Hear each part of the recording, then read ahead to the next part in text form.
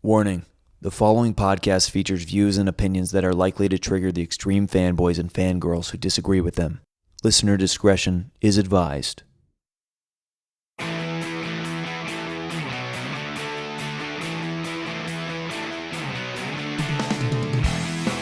Welcome everyone to Hot Takes with Billy Biz, brought to you by Season 2 of Reboot It. Check out the live season finale of Reboot It, only on YouTube, Saturday, May 30th, where we tackle the Fantastic Four. But this week, it's kind of a fun week. It's unofficially G.I. Joe week, as we're rebooting G.I. Joe on Saturday on Reboot It. And today on Hot Takes with Billy Biz, we're talking 2009's G.I. Joe, The Rise of Cobra. And joining me, he's a staple of this show, one of my dear friends. Welcome back, finally, Season 3, Mr. HAL RUDNICK. Billy Biz, good to be back. Good to see you. I can looking at you over a Zoom right now, and you look like the quarantine has been treating you well. I've joined the Wife Cuts the Hair Club. Yes. Which is, it's almost like the 2020 version of a mullet, because great in the front. I don't know about the back. We don't look at the back. Instead of party in the back, it's like, who knows what's in the back? Right. It's a little hungover in the back. Right. I'm overdue for one of those haircuts. Is that why you're wearing a hat? I can't even see it is. The masterpiece. That's why and my wife, Rebecca, drove to visit her mom in Arizona to make sure she's okay and help her out with some stuff. And so I'm just here letting my hair grow for a couple weeks. That was some Marge Simpson level hair there. I wasn't expecting all that under the hat. Oh, yeah. You look like Kramer. Yep. Oh. Whoa. Listen, but thankfully I'm not going full Michael Richards on this episode. Please don't. I don't have the time to edit that out. All right. So, like I said, we're talking 2009's G.I. Joe, The Rise of Cobra. Yes. I apologize. We were going to record this earlier, but you watched the other G.I. Joe Retaliation, which is G.I. Joe Retaliation with The Rock and everything.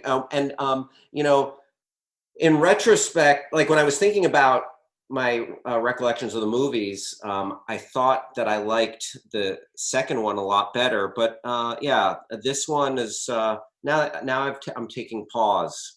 And I think we should talk about that second one towards the end, because I do think it's interesting. That second one is almost a full reboot. It's very strange how they reboot this movie, for right or for wrong. But before we even get into some of the backstage and how this movie came about and all that, I just want to ask, last week we had John Roca on to talk about the Transformers movie, and I said there's kind of this Mount Rushmore of 80s / very early 90s cartoons, and I would say it's He-Man, Ninja Turtles, Transformers, and G.I. Joe. I think that's apt. Maybe the one, if that's like 1 through 4A, or maybe like 4B, would be Power Rangers. Yeah, Power Rangers is definitely like, I kind of see Power Rangers, even though Power Rangers came out in 93, I feel like that was like the switch. And I say that because that Mount Rushmore, all 4 of those properties, I never watched, I was not into, because my first kind of big phenomenon was Power Rangers. That came out when I was in first grade. Mm-hmm. I'm not going to date you on the show, but as Ken Napzok lovingly said on the Temple of Doom, he's a little bit more susceptible to COVID than I am in terms of age. I hear you. I wanted to ask you, what's kind of your relationship with G.I. Joe just in general? Oh, I have a long storied relationship with G.I. Joe. I was an avid watcher of the cartoon. I had a ton of G.I. Joe action figures. One of my greatest, probably the greatest Hanukkah gift I ever got was the G.I. Joe aircraft carrier, which was an immense, like 7-foot long aircraft carrier that you could actually put the vehicles on, and planes, and it had like all sorts of areas where you can have the action figures do battle and stuff. And then I had the Terror Drome, and a lot of the toys, tons of the toys and figures. And then I also read the comic book. I read the G.I. Joe Marvel comic book for several years in the 80s. I mean, 7 feet, that's no joke for a toy, man. That's bigger than you. Yes. Maybe my my child recollection is giving it an extra foot. But it was, if you stood it up, it would have been as tall as a person. As a potential basketball player. If it was 7 feet. No, it might have been. It might have been. It took up a long stretch in our basement. We had a basement, and it was set up down in the basement. So you were pretty familiar then. It's safe to say you were familiar with all these characters, because looking at the list Absolutely. of G.I. Joe characters, it's almost endless. Well, they kept adding, and that's where they get you, because they keep adding the characters, and you got to buy the figures. It was Hasbro. Hasbro's name was on the front of the damn movie. It's a toy commercial. This is Billy Biz. This is a business. Right. But I mean, I guess, like, it's so funny, it's just on a kind of a side conversation before we get into it. I was talking with our dear friend Lon Harris today, and I think the straw that broke the Lon Harris back was Scoob. I think he was just like, I can't fathom why adults are watching this and just being so critical of, like, this stupid kids movie. Like, why even bother? And I kind of feel that way about some of these kids movies, because make no bones about it, I think that G.I. Joe, The Rise of Cobra is 100% made for 7 to 14-year-old boys. Maybe even 14 is too high of an age. Would you agree? Yes and no. I mean, I think they were banking on this being like a legit action movie. I mean, like in the vein of, like, I think they were hoping for something in the vein of Transformers that would capture, like, that kind of momentum and resonate with people, because just the effects and the production value is just too high for it to be just for a demographic that young. Also, they're dealing with a nostalgia property. I mean, that's exactly the point. Is, you made a movie for kids, but also same with Ninja Turtles, where it's like you're also trying to capture this nostalgic audience. But see, for me, and it's the same reason why I enjoyed the Teenage Mutant Ninja Turtles, the 2014 one, was I'd never seen anything. I hadn't even seen the 90s movies of the Ninja Turtles. That was my first Ninja Turtles thing. This was my very first G.I. Joe anything. I was aware of the brand, and I was aware of the iconography of Cobra Commander. Yes. Just like the voice, because I'd seen it I'd seen it parodied before. But I knew nothing about the properties. So when I went to G.I. Joe, I went in cold. But the problem with something like that is, you come into, if you're a big fan of G.I. Joe and you come into G.I. Joe and you watch this movie and you're like, no, like this, they did it all wrong. It's not like the cartoons. I went back and watched some of those cartoons. Like, you can love it. I love dumb stuff too. But that cartoon, it's not Shakespeare, folks. No, it's very silly and simplistic, and it was just like a fun afternoon cartoon, definitely for kids. It lacked a lot of, like, it was not a fine anime, it would, like, we're not dealing with Miyazaki or anything. This was not Cowboy Bebop of it wasn't G.I. Cowboy Joe. Bebop or HAL's Moving Castle or any of those. But I love those characters. The characters are so colorful and fun. I mean, that's one.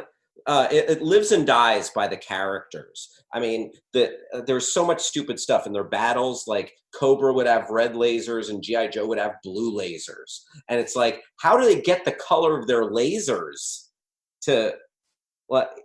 I mean, that's like Star Wars too, where all the good guys have red lasers and all the Empire has green lasers. As far as lightsabers or lasers? No, like look at it's something you really don't think about, but think about, like, the TIE fighters all have green lasers, and like the Millennium Falcon and X-Wing all have red lasers. Crazy. Wow. It's just it's for kids. It's all for kids. Yep. Let's go back and look a little bit about how this particular movie came about. So around 2003, Lorenzo de Bonaventura, who's a big-time Hollywood producer, was interested in making a movie about military technology. That's when Hasbro was like, hey, we got this G.I. Joe thing. You should maybe see if you can get them to play nice together. Yeah. So he wanted to kind of depict the origin story of certain characters, and then kind of explore the character of Duke. A script was written and it was leaked online, and woof, fans ripped it to shreds. So then they went back, they reshuffled some stuff around. They hired Steven Sommers to direct the movie, and he kind of wanted to do his own little take on it. He kind of wanted to go a little bit more James Bond. In fact, it said that the underwater battle in the third act is kind of a tribute to Thunderball. And then they went and they hired Larry Hama, who just recently passed away. He was the guy that wrote all of the file cards for the G.I. Joe and the comics and the action figures. They hired him as a creative consultant for the film. And it was released in 2009. And it was a mild success. It didn't set the world on fire. Certainly not like Transformers 2 years before it. But like, as you found out the hard way, it was enough to at least get a sequel, but that sequel kind of tried to be a soft reboot on the whole thing. Yeah. There are there are distinct differences between the sequel and the original, among others, like the stunt casting and so to speak. And the different, like the sequel, I wonder if there's a little bit of a comparison to, in a smaller scale, but The Last Jedi and Rise of Skywalker, in as much as The Last Jedi, by its haters, is often accused of being like not Star Wars is enough, Right. Not true to Star Wars canon and celebrating what had been established. I find that there are things I like about this G.I. Joe Rise of Cobra, but there was not as much. You mentioned the iconography. The iconography wasn't there in the first one. The second one had it all day. And as someone who played with the toys and watched the cartoons, that scratched a certain itch in the second one that this first one did not. Because you saw the uniforms, you saw the vehicles, they named the vehicles, instead of Marlon Wayans in this jumpsuit, in this mech suit. Although I do love a good mech suit. Come on. This was a year after Iron Man. Mech suits were all the rage at that point. Oh, yeah. Edge of Tomorrow. Come on. But I guess that's the thing. I guess maybe that's why I can only come into Rise of Cobra with a fresh view. I'm not looking at this like, where is this? Where is that? Why doesn't this look like that? Right. I don't know who any of these people are. Face value, this action movie. That, I'd be the same way if I went to watch Percy Jackson and the Lightning Thieves. I wasn't familiar with that shit before that movie came out. I'm like, what the f is Percy Jackson? Who are the Lightning Thieves? I've never seen that movie, by the way. Now they're rebooting it for Disney Plus. Wow. So, yeah, I hear you. So, so going in, what's your, you said you watched it. That was on first blush. You watched the cartoons after. So what were your impressions? For me, so I completely missed this in theaters, and I caught it on Blu-ray kind of after it was done with its theatrical run. And I'd heard not great things, but I, having never been a fan of G.I. Joe, most of the complaints I heard was like, it's a disservice to the comics and the cartoon. Well, I've never seen any of those, so how bad could it be? And I remember having an absolute blast with it. I watched it at home just in the middle of like a Saturday afternoon, and I was like, I don't get it. Like, this is as dumb and silly as like a Fast and Furious movie, and people eat those up all day, every day. You know, looking at you and I, we saw Hobbs and Shaw together. And I think when I walked out, I was like, you know, the thing that really soured me on that movie from the get-go was that the characters didn't take what was happening seriously. So then why should I? I'll go along with your crazy, crazy world as long as it feels real to the characters that are in it. Oh, that's like I mean, I talk about that in when I do comedy stuff all the time, because you're going to do, in comedy, you're going to do crazy, crazy shit. But if your character doesn't believe it, if you don't take it seriously, how's the audience going to connect with it? Right. And I feel like that movie didn't connect for me because the stakes were just like, whatever. So this movie, to me, G.I. Joe, has the staples of like the crazy physics that don't make any sense and the ridiculous action. But the characters believe that the stakes are high, even if it is all kind of silly. So in that regards, to me, G.I. Joe might as well be like Fast and Furious 9 as far as I'm concerned. Yeah, I mean, it is, but with a little bit more dress up and but you know, different kind of dress up. In Fast you know, the suits are coming for Fast and Furious. They're going to be putting some sort of mech suit. Like the human will become the car in the next Fast and Furious. You know what? We are on the precipice of Fast and Furious meets Bumblebee or whatever.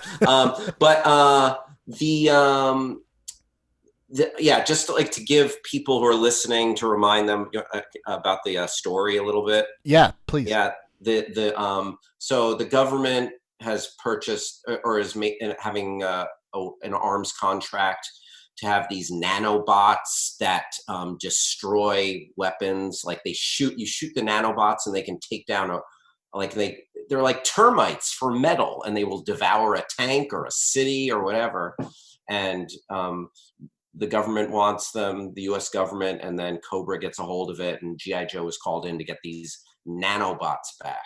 And hilarity ensues. That was like at least in my mind, the beginning of like nanotechnology being kind of the MacGuffin for so many movies. Yeah, just this red herring MacGuffin thing. And did you? Oh, it's weird. Have you heard this crazy shit about Bill Gates and nanobots? No. Oh. Oh, what now? That nanobots started this virus? Yes, that people are out there crafting amazing tales, William, of Bill Gates wants the the vaccine to be filled with nanobots. I mean, if ever there was a use for nanobots, I would say, number one, taking out the Eiffel Tower is in this movie because it just looks neat. But two, to stop COVID-19. Oh, G.I. Joe, the Rise of COVID. Can you call this episode G.I. Joe, the Rise of COVID? Yeah, let's see how fast it gets labeled as misinformation. Yeah. Sienna Miller, her character, there were just so many connections, oh, whoa. It played fast and loose with G.I. Joe lore. I don't remember, I don't think this is canon. It's not, because definitely the character of Rex being her brother, being Cobra Commander, was all invented for this movie to be backstory. Oh, boy. But here's the thing. Call me whatever you want to call me. I truly didn't see that twist coming the first time I saw this movie. I was like, oh, that's neat. And then when he turns out to be Cobra Commander, I was like, oh, that's really cool. I don't know if that's how it's supposed to happen, but I like that. Yeah, I guess I knew a little too much. I guess I knew that Joseph Gordon-Levitt was Cobra Commander. Right.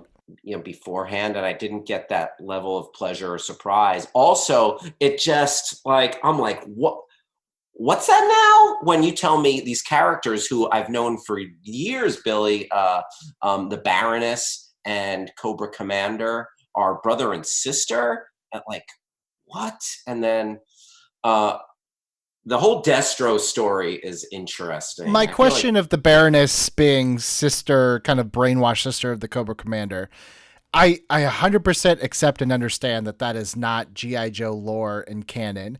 But if you were to look at this movie as like one of those Marvel what if issues, yes, like, does it work within the context of this particular story? And for me, I thought it did. I thought it made sense why Cobra Commander would be this guy. I don't know what he is in the comics and the cartoons, and I honestly don't really care. But this makes sense to me. He was left pretty much for dead. Right. But so yeah, I agree that with this as a standalone, it's not a terrible story choice. But that is one of several things. Like, you know, the movie has some dumb fun. Like, I was enjoying stretches of it, and yeah, but there's so much, and I come back to it again, like the iconography and the characters were so different from how they looked in the comics, and I feel like we needed a little bit of that. Like, what we didn't get them wearing their signature outfits, and who would have thunk it was that would have factored in so much. But like Cobra Commander, Destro, Zartan, the Cobra soldiers, all of them were vastly different. Cobra soldiers look like they're ready to go. In the comic books, they look like they're ready to go shopping at Walmart because they're all wearing little face cover masks, and their eyes are they're all ready to go out and practice social distancing. But in the movie, they're like, talk about just like thing upon thing upon thing. Like, they create these mindless like sort of like clones or drones. They turn people into like mindless army drone soldiers, right? Right. Just so much was different from the comics. So I had an adjustment period. I had a little bit of an adjustment period with this movie. And look, to be fair, I'm not even saying this movie is like good or great. I'm just saying what I said with Transformers, what I said with Ninja Turtles, right, is that I feel like there's a difference between this movie and like fans' expectations of what that movie should have been. I'm guilty of it too. I think, you know, when I look at like that 2017 Power Rangers movie, I am such a Power Rangers fan, even to this day, that I just can't help but nitpick it because it's not the Power Rangers to me. Mm-hmm. So I totally understand. It's really hard to pick apart kind of your nostalgia versus just what is the product that you're looking at. Another thing that I think that this movie kind of suffered from, and this is just my own personal opinion, but I'd love to get your opinion on this as well. Yeah. This has been kind of something I've talked about a lot this season on the show, just based on the movies we've been talking about, where I feel like G.I. Joe might have been a little bit of a victim of the Dark Knight movement. So the year before, you know, Dark Knight showed us that you could take this childhood IP of Batman, which, let's be real, Batman is a little silly, and the last time that he had really been seen in a big way was Batman Forever and Batman and Robin, which took a little bit more of a silly route. The franchise and silly take on it. Well, I don't know if I agree with your choice of words, but they're but definitely a different tone. And here comes Dark Knight in 2008, and it kind of changed everybody's opinion on what could be done with IP that had not been taken quite as seriously in the past. And I kind of wonder if everything had to be fit in this mold afterwards, and if G.I. Joe had come out in 2006, 2005. Well, I think about Dark Knight as being like kind of a genre changing superhero movie, and is like making it like grittier and like just more realistic and grounded, for lack of a better. But I feel like G.I. Joe, I think your comparison to Transformers is spot on. I'm not sure if I get what you're saying. I'm just saying that I feel like, well, here, this was the critics' consensus on Rotten Tomatoes for The Rise of Cobra. G.I. Joe, The Rise of Cobra is largely cartoonish, over-the-top action, propelled by silly writing. It's like, well, that's what G.I. Joe is. What did you want? Did you want the realistic, gritty version of G.I. Joe that was the Dark Knight of G.I. Joes? Like, it became this point where, like, being silly, being cartoonish, being over the top was immediately a negative quality when that's exactly what the source material is calling for. Oh, so you're saying that that Dark Knight might have changed people's tastes and expectations? Exactly. And I'm not saying that's true. I'm just saying, like, it's interesting that you're right. Like, Dark Knight seems to be kind of this point in time where people's minds changed about the way they wanted their entertainment delivered to them, which was taken incredibly seriously and had to be of utmost regalness and importance. Dark Knight was potentially at the time an Oscar movie. G.I. Joe is never supposed to be, but the fact that people are like, well, it's cartoonish and over the top and it was terrible. It's like, well, I think serious to the point G.I. Joe would be even worse. Yeah, for sure. It's meant to, it's so silly, like Cobra Command and all the names and everything. It's, what do you expect? It would be very hard to, although when you think about it, Cobra Command is a terrorist organization. And so another thing you could compare it to is like the Mission Impossible movies and some of the tech and gadgets there. Like this is like the bubblegum version of Mission Impossible, because Mission Impossible plays with these same kind of stakes, like a weapon that's going to change military or change the world, right? And trying to stop it and get it back. That's the story here. But Mission Impossible has this gravity to it. It definitely helps that Tom Cruise does all his own. I mean, he can run as fast as those mech suits can CGI move, And his grip strength, unparalleled champion of grip strength. Now, one criticism that I think even you've kind of, roundabout made that I actually kind of agree with, having done this rebooted episode coming up of G.I. Joe and looking into G.I. Joe and watching the cartoons, every character is not just another body on screen. They are an essential piece of the puzzle, and their name and their gimmick, they're like pro wrestlers almost, where it's like they all have a gimmick, and that gimmick is like, that's what they're good at. Dog handler, fire, flamethrower. Right. Yeah. It's like flamethrower is not going to be your hacker. He's literally just going to be the guy with the flamethrower. Yep. And this movie, as much as I really I like Ripcord and I like Scarlet, they don't really have any distinguishable kind of, not really any characteristics that I'm like, oh, I get why you're Ripcord. It's like, because you're just, I guess you're good at stuff, like you're and he's pilot. Like, you know what? I was thinking of going into the Air Force, and it's like, no, I could fly for real. And like, he's like, okay, maybe he's got potential. But then he flies a plane like the best pilot in the most exclusive G.I. Joe force.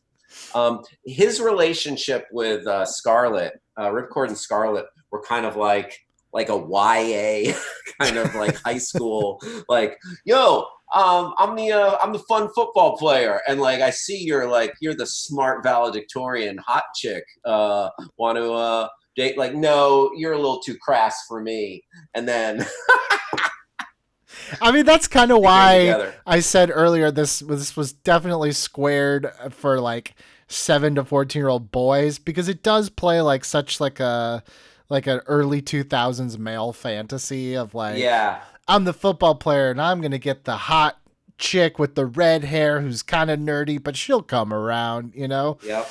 Like that's not to say, like, again, I feel like as actors, as personalities, I like them. But if the goal of G.I. Joe is that each person is an essential member of the team because of the skill that is associated with them, that doesn't really matter in this movie so much as it is just like, here's 5 people who are just good at being good at things, you know? Yeah.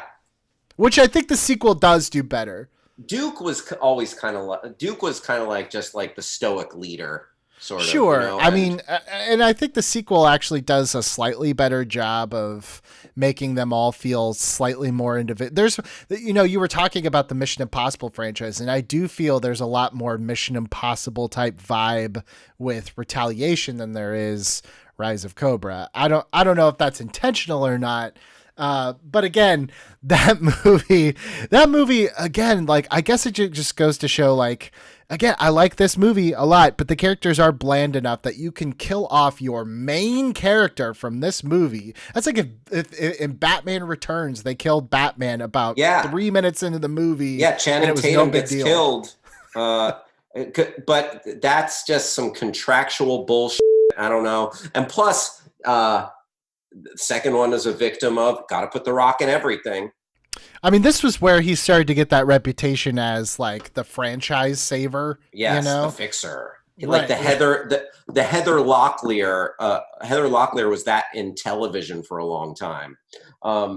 It's that is weird how Channing Tatum died at the beginning of that movie. Yeah, that whole sequel is interesting because it retains the fact that Zartan is still the president. Joseph Gordon-Levitt does not return as Cobra Commander, but at that point, it doesn't really matter who's Cobra Commander. Let's talk about Joseph Gordon. Let's talk about Joseph Gordon-Levitt for a minute, because I feel like Joseph Gordon-Levitt, you know, one thing that he's done, I feel, very well in his career is he's had it seems to me either he has very good manager or very good agent, because in his career, he's had a couple misses, everybody does, but he's had a really good film selection.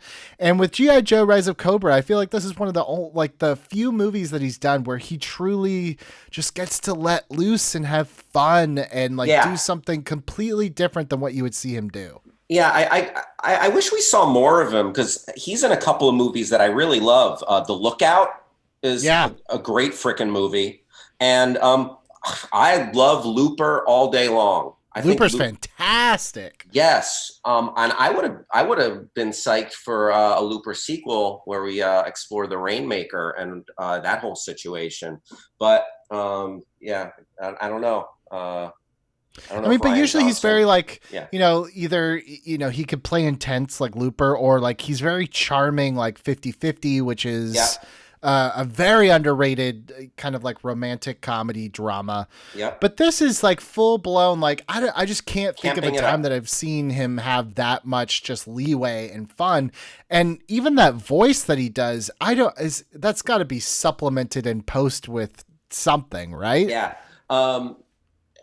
When he reveals who he is, I'm really the doctor. Yes. Yeah. Crazy. You know what was weird to me? The scene where he where they replayed what happened when he went in to that enemy hideout and he didn't get out in time. I don't think they set up enough that why he'd be so enamored with the technology. Do you remember that? No, I do, because it's very strange, because he walks in, he's like, he pulls the gun on the guy's like, what is this? And he's watching this guy on a video monitor get torn to shreds, and he's like, it's beautiful. Yeah. Like, wait, what? Yeah. They did not motivate that with the character. That was tough. But yeah, again, it's G.I. Joe. I mean, they had a lot of things that they had to get through pretty fast. But you're right. I wish there was more of him. I wish he would have come back for the sequel. But I guess, at that point, it was kind of out with the old, in with the new for the most part. I think Arnold Vosloo is really surprisingly, it's really the only character in Retaliation that's a pretty big player in the sequel. That was where's Marlon Wayans in the sequel? nowhere to be found. Like What's his what? name? He was like the main dude here. He was one of the main dudes. Him and Snake Eyes are back. Snake Eyes again is another character where Yes. I always thought this was and weird. Storm Shadow. And Storm Shadow. I always thought Snake Eyes was interesting because, and maybe this could be me just completely misreading the intent and interpretation of G.I. Joe, but it's like G.I. Joe to me, and we talk about this even in the rebooted episode coming up, is to me very much like this fetishism of the American military and the armed forces. And so it's very strange to me that you have these very American soldiers, Duke and Roadblock, and these big, cliched, like big American things. And then a ninja, this Asian pastiche coming in to round out the group, where it's like, this feels very disparate from like the like fetishized Americanism of the armed forces. Totally. They also, there's like, if you go into the lore, like and the action figures, there was like a Native American guy who had like an eagle that would sit on his arm, like a falconer. And like there's so it wasn't the first time they did that. And one of the best scenes in G.I. Joe in either movie is in Retaliation. Storm Shadow and Snake Eyes have this fight on the side of a mountain with swords, and a bunch of ninjas come out. Yes, that was all in the marketing. Yeah, that scene was really that was a bomb ass scene. One thing I hated about this Snake Eyes was the lips on his mask. It's very off-putting. Those nips or those lips are the equivalent of the Batman nipples. Those lips are the equivalent of the Batsuit nips. So HAL Rudnick, no lips, no nips. Is that no fair? Lips, no nips on these costumes? Jesus Christ! No, I haven't seen Retaliation since it came out in theaters like 7 years ago. Did they redo the mask for that movie? I don't recall. So it couldn't have been that bothersome for you then if it wasn't or if you don't remember. But yeah, the lips are strange because it's kind of like, calling it back to Power Rangers. They had lips on their helmets, and I always thought that was weird and dumb because they don't move. Weird choice with those lips. I mean, just give them like a straight up face mask or something. I really hope that you do run in 2020, by the way, with the platform of no lips, no nips. No lips, no nips on our superhero uniforms. Damn it. And you can take that to the bank. I'm Hal Rudnick, running as a libertarian. In that original script that got leaked, Snake Eyes was going to say something at the end of the movie for a comedic line. And apparently that was just the straw that broke the camel's back. That I didn't even know that was like a big thing. I think I might have suggested that in our upcoming rebooted episode and was quickly shut down that Snake Eyes does not talk. It's true. You know what else about Storm Shadow and Snake Eyes? Their origin story, like flashbacks in this movie as children, like literally like 9-year-old kids, were really violent. Like those kids were brutally violent to each other. I mean, there's, like I said, this movie, it's funny because it's I think made for kids, but there are some parts of this movie that I'm like, that's kind of intense. I agree with you. The violence between them is a lot. And then after that whole chase scene of in their mech suits, there's a guy whose face just gets eaten by nanobots until there's nothing. I remember that scene. That was it. That's body horror on par with like, you're wearing a Venom t-shirt. That was like Venom level body horror. That's like Cronenberg just snuck in and directed one day of G.I. Joe. 100%. I mean, but that's okay. I do feel like, remember the movies when we were kids or movies of the 80s? Like, kids like to be scared a little bit. What about in RoboCop's rated R, right? That is not an even example because kids should not be watching RoboCop. Yes, they should. I watched RoboCop when I was like 12, and I was like, yes. The most over-the-top violence, maybe to this day, I don't know. Maybe Punisher Warzone is the only other movie that is as violent. When that dude gets the toxic waste dumped on him, and he like comes out like half literally melted. The Toxic Avenger's troubled cousin. Just like Toxic Derek. Yep. Yeah, like Toxic Avenger, like he's like worked his way into society. His cousin, no chance for that guy. Well, I mean, it's funny that you bring up Toxic Avenger because that's like another big 80s property, G.I. Joe 80s property. Like maybe it's just kind of like an 80s thing to kind of put in a little bit of like that body horror. And the weirdness, just the gross out, like grossing people out was fun. I mean, Mad Magazine was like that much more popular then. Like I used to read that as a kid. And I feel like there's something to that. Like Teenage Mutant Ninja Turtles is kind of born out of that spirit, of like, let's do, let's take the kind of road less traveled here and kind of send up this idea and go crazy with it.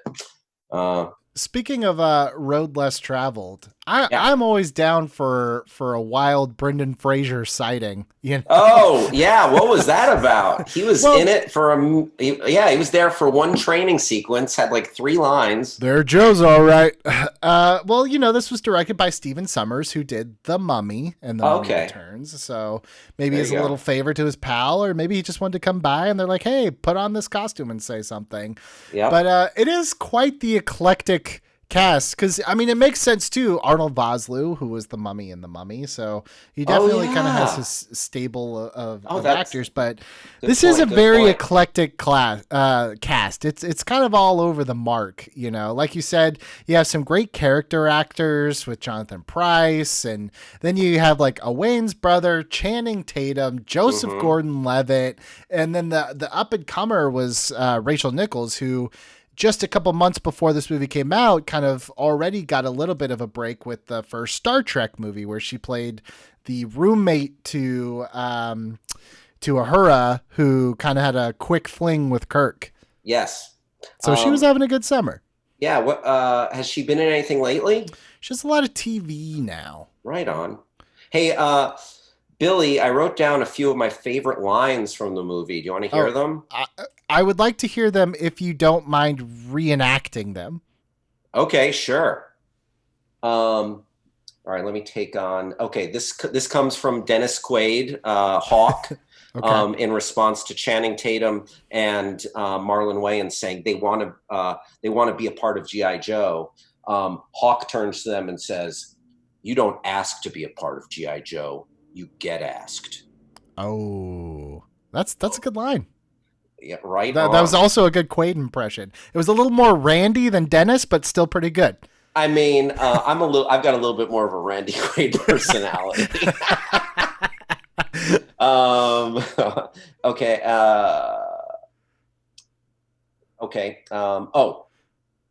So the French Algerian guy that was a part of their team, I forget that character's name. Yes. Limelight, Searchlight. No, it's going to drive me nuts because I was actually looking him up before this started. What was his name? I don't know. It's going to drive me nuts. So, and then I'll remember as we're wrapping this whole thing up. I'll be like, that guy. So he and Marlon Wayans had a funny exchange as they were like driving towards the battle. It was something to the effect of, wow. So yeah, here's their exchange. The French Algerian guy and Marlon Wayans, starting with the French Algerian guy. "Wow, this is going to be as hard to find as a needle in a coal mine." "You mean haystack?" "Yes, a haystack in a coal mine." I mean, that's quality comedy. I thought that was very funny. I like that line. It's his name's Breaker. That's who Breaker. Yes, the code breaker. I think there was one. Oh, there was one more line. So, Scarlet to Marlon Wayans this time. I'm very excited for this. Scarlet to Marlon Wayans. Like, so Marlon Wayans, like, he was going through his G.I. Joe training and he was like, oh, like I almost got it, or he didn't do something quite right. And Scarlet turns to him and says, if you can't take the heat, take up knitting. That's such like a Biff Tannen. If you can't take the heat, get out of the living room. Yep. It's like a 1980s like sitcom line. That's like, can't take the heat, take up knitting. Because that's what girls do. That's what old ladies do, knitting. Speaking of body horror, when they put that iron mask on the on Destro's relative in the beginning, like they put a red hot iron mask on the guy. That's like almost what happened to the guy that Khal Drogo did to Khaleesi's brother. That molten. Yeah, the gold mask. Yeah, you know what's weird about starting the movie off with that scene is it makes it seem like Destro is going to be like your main kind of like character that you're following, but it turns out like his storyline is maybe secondary to Rex and Duke and the Baroness. You're like, wait, why are we starting with this guy? You know, like that was a really, really long way around to like justify putting a mask on him at the end. But I didn't dislike the choice of like, oh, okay, there's Destro's like lineage right there. Destro's like the Scottish Tony Stark. I mean, he's quite literally the man in the iron mask. Yeah. Yeah, look, the other thing that kind of is a little bit of a bummer, but I'm not surprised is, you know, after the fact, I think this was years later, Eccleston came out and was like, I hated G.I. Joe. It was terrible. He literally said, quote, I just wanted to cut my throat every day. But to be fair, Christopher Eccleston, I feel like says that about every single project that he is involved with. Did he say that about Doctor Who? He was only on it for a season, and I don't think he was a fan. And he certainly was not a fan of Thor: The Dark World. But then also Channing Tatum in an interview with Howard Stern said that he hated this movie, revealing he was pushed into doing the film to fulfill a 3-picture deal he had signed with Paramount. It's like, oh, that's always kind of a bummer. Yeah. That's like, it's still everyone bums me hated out. doing this movie. Everyone hated doing it. It's like, it's production. It's still a bummer to me that even like, you know, Alec Guinness hated Obi-Wan, you know? Yeah. Didn't hate it enough to do it bummer. 3 times, but. Yeah. Oh, right. But at least that was kind of beloved. You mentioned Biff Tannen. We wanted to get Biff to be a guest on Tournament of Nerds. I call him Biff. I'm sorry. I apologize to the actor. I don't recall his name. I think it's Thomas Wilson, right? Oh, good man. Good man. Re-elect Mayor Goldie Wilson. Thomas F. Wilson. Right on. Yeah, he we wanted to get him to be a guest on on Tournament of Nerds, and for some reason he said, all right, if I do it, I don't want to no mention of Biff. And I feel like, hey, that's toughy. That's a toughie. Yeah, that's like having like Dennis Haskins on your Tournament of Nerds be like, all right, but no Saved by the Bell references. It's like, well, then you're just a guy. Yep. You are literally just a guy. Yep. That's an apt comparison, because that's like the level, like Dennis Haskins is like, that's like our best get. By the way, or Biff. Dennis Haskins, very nice man. He did a DVD tutorial on how to karaoke, which I don't know how much more explanation you need, but he signed it for me and I still have it to this day. Wow. A signed How to Karaoke DVD by Dennis Haskins. Yeah, I wonder what that could be besides pick up the microphone, read the words, and sing. It's really just 2.5 minutes long. Yeah. Another thing I noticed, Scarlet at a couple of points in the movie wore an invisibility suit. Right. And if you look at that invisibility suit, I don't know if you saw Invisible Man, but I did. Yeah, it was great. Yeah. Oh, I really liked that movie. It was like the same technology in this invisibility suit that they used in Invisible Man.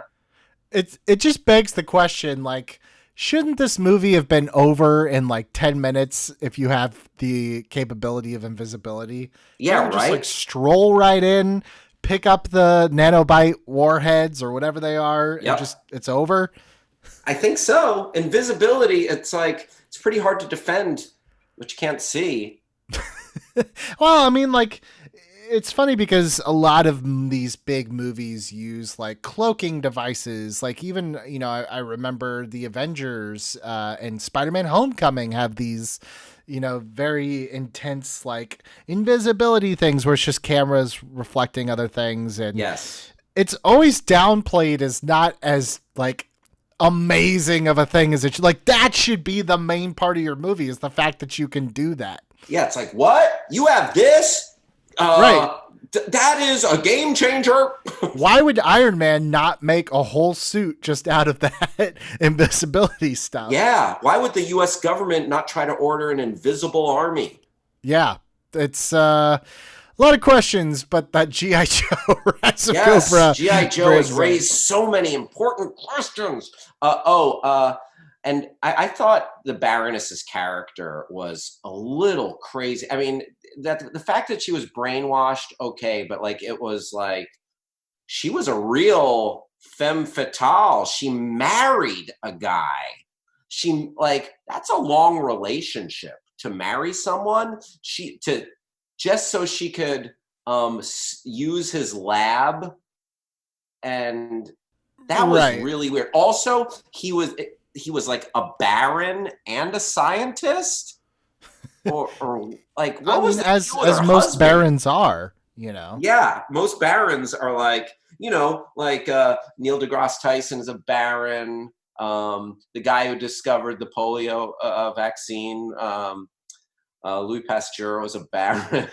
I mean, I will say about the Baroness too, like, I'm not going to say this ended completely because it did not, but in terms of like major marketing campaigns, I kind of feel like this was the last really big one I saw that it's like the Baroness was Sienna Miller was so over-sexualized in every, like even the thumbnail for this podcast, I could not find a photo of this movie where her ass is not huge and perfectly chiseled, and she's not even looking like towards the front of the poster. She's just like completely back turned with her head kind of turned, and that was on every piece of marketing for this. Yeah, very like kind of early Black Widow, you know? Right. It's like the most uncomfortable pose where every single other person in this poster is turned facing frontwards. Yes. It is just ass with Sienna Miller's face on the front. And I feel like that was, again, like I said, I kind of feel like they were like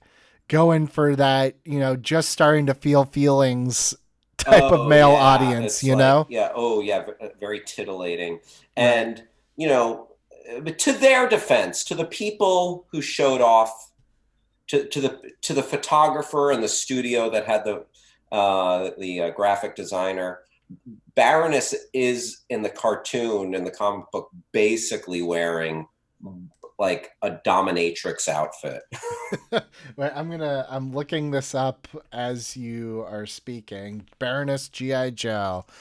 Okay, you're right. I see it.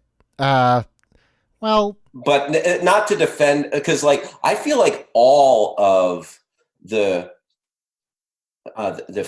female soldiers in this are given uniforms that are less tactical and maybe a little bit more form fitting. Yeah, even Rachel Nichols' like breastplate armor. It's like, come on. Yeah. What are we doing here? But for all that stuff is not as bad as Snake Eye's lips. Yeah. God damn it! I'm a no lips and no nips guy. No lips, no nips. HAL RUDNICK. I'm putting that on your tombstone. And you know what? Look, at the end of the day, this movie is not going to set the world on fire. Clearly, it did not. Right. But I do think that it's interesting that this movie is kind of like remembered as being awful. I don't think it's awful. I think it's enjoyable in the same kind of silly way that Fast and Furious was. I do think it's interesting that while, like I said, it wasn't a complete box office failure, it was nowhere near the level of success as Transformers, when I feel like they are kind of companion pieces. Yeah, I feel like one of the things that they absolutely are just kind of in like the hierarchy of like 80s toys and properties. And in fact, there were crossover Marvel Comics, G.I. Joe versus Transformers in the 80s. So yeah, I think they're is inexorably inextricably linked. And I might have chosen the wrong word there. But I also wanted to say that Transformers had the Michael Bay thing going for it.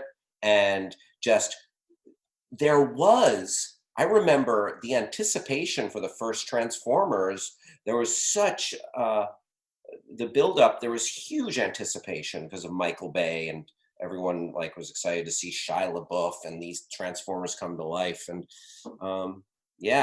G.I. Joe, just, there wasn't enough to capture it. The Transformers was a spectacle. We almost wanted to see those Transformers transform the same way like we want to go to a James Cameron movie and like see like just, okay, what's this spectacle going to be? So G.I. Joe kind of lacked that. Yeah, I think maybe that's why, people maybe criticize the CGI and stuff in some of the parts of Rise of Cobra, which I don't doubt, but they had to kind of make a little bit more of a spectacle to kind of match Transformers, because transforming cars and a soldier who's not even a super soldier, just a really good soldier. Yeah. You kind of have to stack the deck a little bit more for G.I. Joe. I still think it's really fun. Enough so that after watching this first one, I kind of now want to go and watch the second one just to kind of round it all out. And, they're working on a Snake Eyes spinoff, and I think there's still plans for a G.I. Joe 3. Those have been floating around for a while. Mm-hmm. But yeah, G.I. Joe, I think it's fun. No nips, no lips. Let's hope for part 3. Yeah, it's I can't help but feel nostalgic, even if it the movie doesn't like perfectly portray the characters the way I remembered them. It's a super fun time, and I'm really glad you got to see a couple of the cartoons, Billy. I have a fondness for the old G.I. Joe movie as well, where they I think they were. Cobra was trying to use a weather dominator to change the weather patterns, and I have such a fondness for that cartoon. That cartoon was like my afternoon babysitter when I came home from school. I feel the same way. I have an unexplainable love to this day for Power Rangers. Nostalgia is a hell of a drug. It really is. Indeed. Hal, thank you so much for taking time out of your clearly very busy day. I've seen you dress up as wizards and everything, so I know you have some children to scare somewhere. Oh, my goodness. Billy, always a pleasure to talk to you, buddy. This is, and this was super fun. I'm glad I got to revisit this not just this movie, but again, think more about the G.I. Joe and all the like I said, I have a real fondness for it, and I have a fondness for chatting with you, my friend. Oh, well, you can follow Hal and chat with him at HAL RUDNICK, Twitter, Instagram. Do it. He's fun. Sir. Wasn't even joking about dressing up as a wizard. That happened. That is on there. It is G.I. Joe week, so be sure on Saturday to check out the G.I. Joe episode of Reboot It. And like I said, on May 30th, somehow we're going to go live. We're going to go live on YouTube for the season finale of Reboot It, where we take on Fantastic Four. Hollywood has had their chance 3 times and hasn't gotten it right. Could this be the Fantastic Fourth time? Could we get it right? Check it out May 30th, Saturday, live on YouTube. And I will see you guys right here on this podcast next week.